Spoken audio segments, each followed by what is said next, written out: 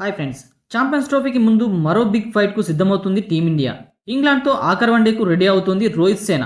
ఫిబ్రవరి 12న జరిగే ఈ మ్యాచ్కు అహ్మదాబాద్లోని నరేంద్ర మోడీ స్టేడియం ఆతిథ్యం ఇవ్వనుంది. ఇక 3 వన్డేల సిరీస్ను ఇప్పటికే 2-0తో సొంతం చేసుకున్న భారత్ ఛాంపియన్స్ ట్రోఫీకి ముందు జరిగే ఆఖరి మ్యాచ్ కావడంతో ఇక్కడ గెలిచి ఆ టోర్నమెంట్కు మరింత కాన్ఫిడెంట్గా వెళ్లాలని చూస్తోంది. ఈ నేపథ్యంలో మన జట్టు ప్లేయింగ్ 11 ఎలా ఉంటుందో ఇప్పుడు మనం చూద్దాం. అయితే టీమిండియా ప్లేయింగ్ 11లో సంచలన మార్పులు ఖాయంగా కనిపిస్తున్నాయి. ఛాంపియన్స్ ట్రోఫీ ముందు జరిగే ఆఖరి మ్యాచ్ కావడంతో ఇక్కడ ప్రయోగాలు చేయాలని భారత టీం మేనేజ్మెంట్ భావిస్తోందట. కుర్ర బ్యాటర్లు యశస్వి జైస్వాల్, రిషబ్ పంత్ను ప్లేయింగ్ 11లోకి తీసుకోవాలని అనుకుంటుందట. ఒకవేళ అదే జరిగితే ఇంగ్లాండ్కు దబిడి ఖాయమేనని చెప్పొచ్చు.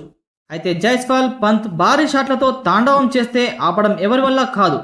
ఇక తుది జట్టు కూర్పును చూస్తే ఓపెనర్లుగా సారథి రోహిత్ సేనతో కలిసి జైస్వాల్ బరిలోకి దిగే అవకాశం ఉందని తెలుస్తోంది.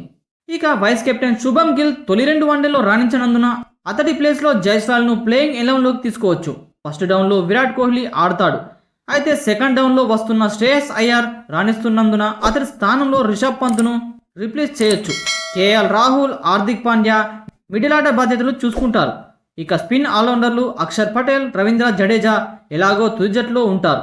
ఇక ప్రధాన స్పిన్నర్గా వరుణ్ చక్రవర్తి బరిలోకి దిగడం ఖాయం. యంగ్ ఫేసర్ హర్షదీప్ సింగ్ ఈసారి కూడా ఆడకపోవచ్చు. ఇక అటు స్పీడ్ స్పిన్నర్ మహమ్మద్ షమి ఇప్పటికిప్పుడే రిథంలోకి వస్తున్నాడు. కాబట్టి హర్షిత్ రాణాతో కలిసి షమి ఫేస్ బాధ్యతలు చూసుకునే అవకాశం కనిపిస్తున్నాయి. ఇక చివరిగా ఇంగ్లాండ్తో ఆడే 3వ మ్యాచ్ జట్టుని గమనించినట్లయితే రోహిత్ శర్మ కెప్టెన్గా వ్యవహరించగా యశస్వి జైస్వాల్, విరాట్ కోహ్లీ, రిషబ్ పంత్, కేఎల్ రాహుల్, అక్షర్ పటేల్, హార్దిక్ పాండ్యా, రవీంద్ర జడేజా, హర్షిత్ రాణా, మహమ్మద్ షమి, ఇక చివరిగా వరుణ్ చక్రవర్తిలో ఆడనున్నారు.